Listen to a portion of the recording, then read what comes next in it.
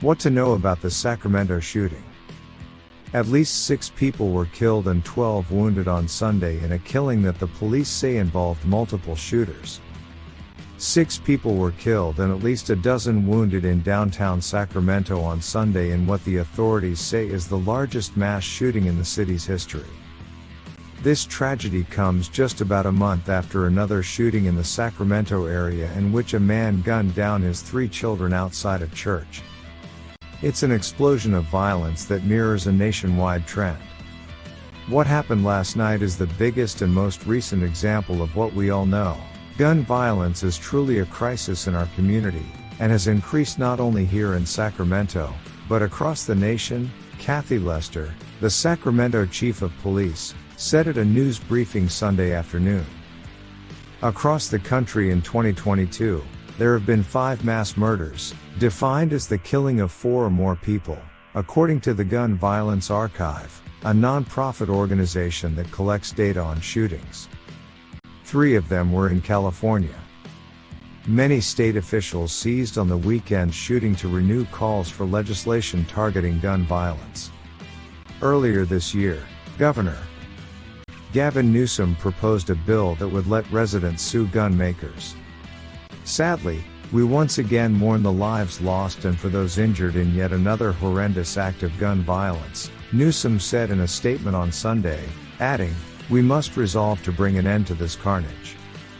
Sunday's shooting happened shortly after 2 a.m. as people streamed out of clubs closing in downtown Sacramento.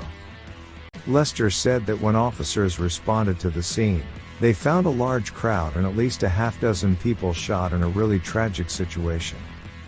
She said that multiple shooters were involved and that the police had recovered at least 1 firearm, a stolen handgun. Though it was unclear what had led to the violence, the police said they were looking into an altercation that had taken place beforehand. Officials are asking people to share any videos possibly related to the shooting. Officials have not released further details about the victims or their conditions. My colleagues reported that, on Sunday afternoon, the sidewalks outside the clubs were covered in shattered glass and littered with dozens of bullet casings as police officers sifted through what Lester described as a complex crime scene. "I got a son down there under a blanket," Fred Harris, 63, a Sacramento resident, told the New York Times. He said he had been awakened in the middle of the night by a phone call from his daughter, who, sobbing, said that his son, Sergio Harris, 38, was among those killed.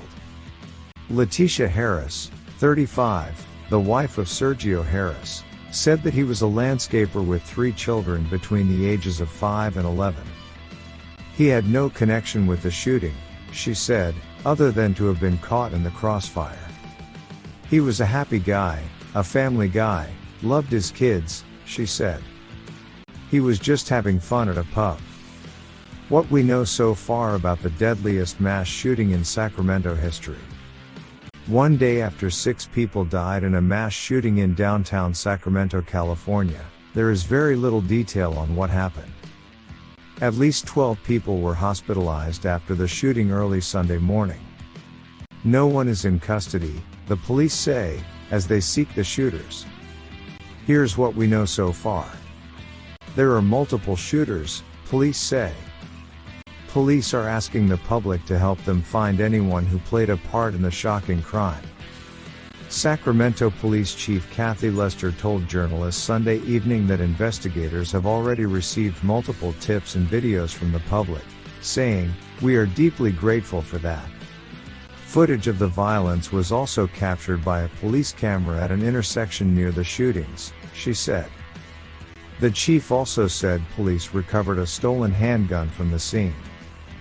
California Governor Gavin Newsom said the shooting is yet another horrendous act of gun violence, saying his administration is working closely with local and state law enforcement agencies.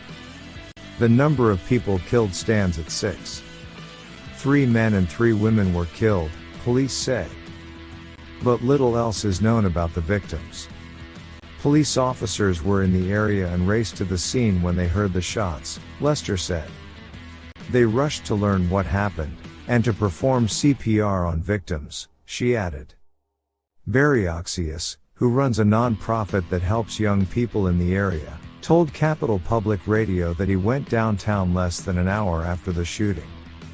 When I first came, I saw a victim who was injured, draped in blood, and another person screaming about her son. Another lady screaming, saying she saw her sister take her last breath, he said. A large fight broke out just before the gunfire.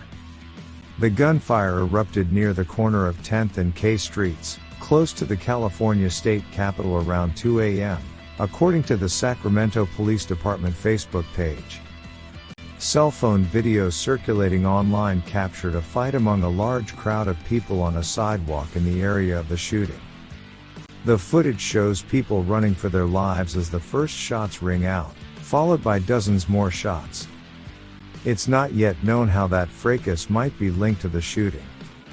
Investigators found hundreds of pieces of evidence at the scene, Lester said. What happened last night is the biggest and most recent example of what we all know, the police chief said. Gun violence is truly a crisis in our community, and it has increased not only here in Sacramento, but across the nation.